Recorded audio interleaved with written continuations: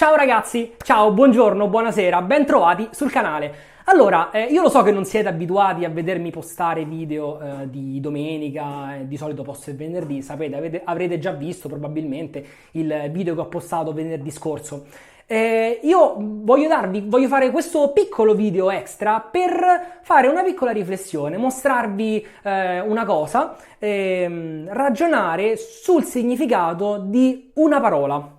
La parola in questione è protezione. La protezione del sapone, di questo, di quello. Allora, io ho sempre fatto discorsi del tipo: io non so cosa sia la protezione, non capisco, dipende dell'emollienza, del pelo, eccetera. No? Magari sono stupido, non ci arrivo io. Siccome sono una persona che comunque si mette sempre in dubbio e cerca di capire dai suoi errori, allora io mi sono messo a parlare con altre persone e a un certo punto, dopo averci studiato e riflettuto, sono arrivato a una conclusione e voglio dire a voi quello che ho scoperto, un piccolo trucco, diciamo, per aumentare la protezione, questa fantomatica protezione a tutti i saponi. Quindi facciamo subito un esempio pratico.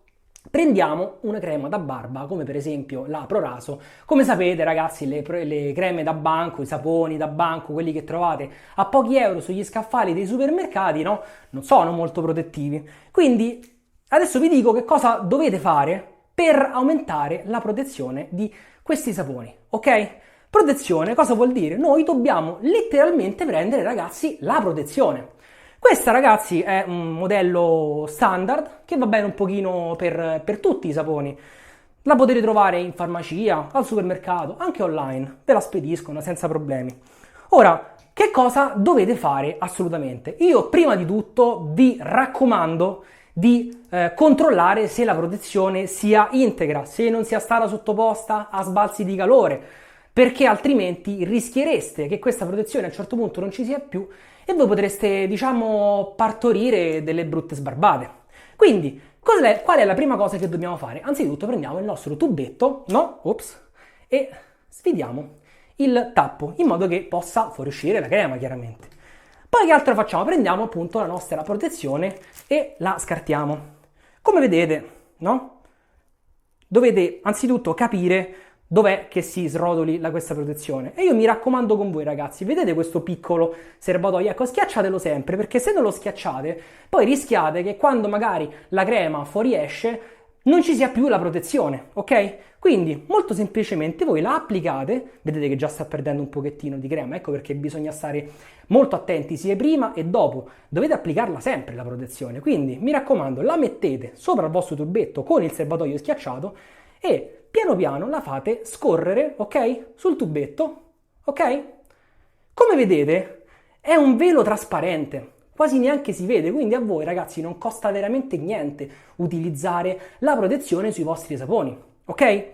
Quindi questo è molto importante. Ora io per esempio ho utilizzato un tubetto, ma questo non vi vieta di utilizzarlo anche su barattoli, barattolini, bottigliette o quello che è. Ovviamente dovrete però cercare una protezione della dimensione giusta, chiaramente. Poi lo sapete ragazzi, le dimensioni alla fine non contano, cioè alla fine il sapone bisogna saperlo usare.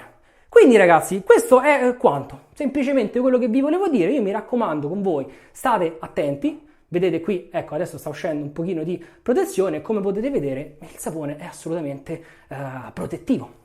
Quindi ragazzi, questo è quello che vi dovevo dire. Io spero di essere stato utile e di aver condiviso questa piccola conoscenza con voi. Io vi saluto, vi ringrazio nuovamente e noi ci vediamo al prossimo video. Ciao! Mannaggia la miseria, ho tutte le mani unte!